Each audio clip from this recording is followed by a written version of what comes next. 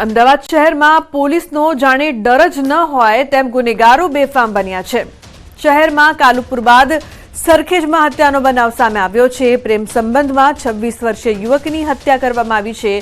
તીક્ષ્ણ હથિયારના ઘા મારીને યુવકને મોતને ઘાટ ઉતાર્યો। મુસ્તાક સુમરા નામના આરોપીએ હત્યાને અંજામ આપ્યો છે। સરખેજના કુંભારવાસમાં આ સમગ્ર ઘટના બની છે।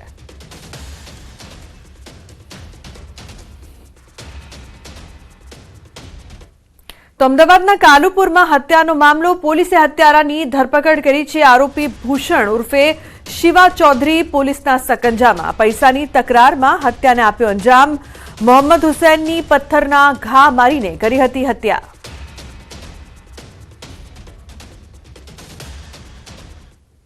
अन्य समाचार साबरकांठाथी साबरकांठाना वडालीमां शेर बजारना नामथी चालती ऑफिस पर दरोड़ा।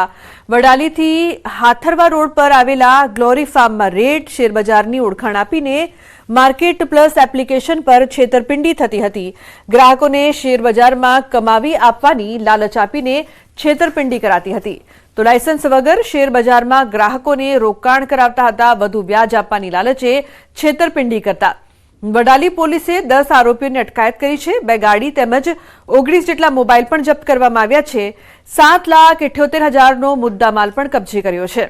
3 आरोपी साबरकांठा जिल्लाना ज्यारे 7 आरोपी મહેસાણા जिल्लाना રહેવાસી छे।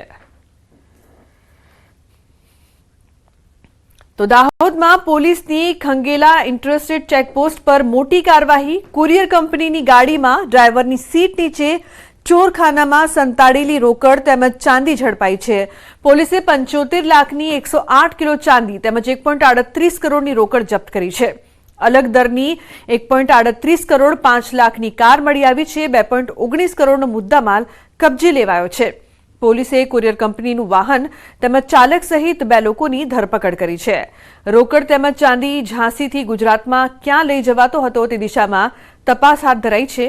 હવાલા અથવા ચૂંટણી કયા સંબંધે મુદ્દામાં લઈ જવાતો હતો તે અંગે પોલીસ તપાસમાં જોડાઈ છે।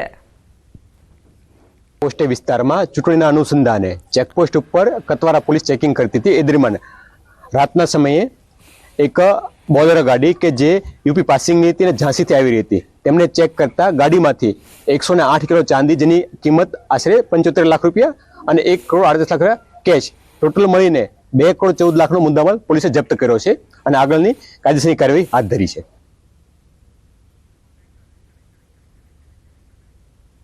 અને મહત્વપૂર્ણ સમાચાર અમદાવાદથી। અમદાવાદમાં 15 વર્ષીય સગીરા સાથે દુષ્કર્મ થયાની ઘટના સામે આવી છે। ગત 2 ફેબ્રુઆરીએ સગીરા તેની બહેનપણીના ઘરે જવાનું કહીને નીકળી હતી પરંતુ તે પરત ફરી ન હતી। તેવામાં 7 ફેબ્રુઆરીએ એક યુવક અને યુવતી આ સગીરાને નશાની હાલતમાં ઘરે મૂકી ગયા હતા। પિતાએ પૂછપરછ કરતા સગીરાએ ચોંકાવનારી બાબતો જણાવી।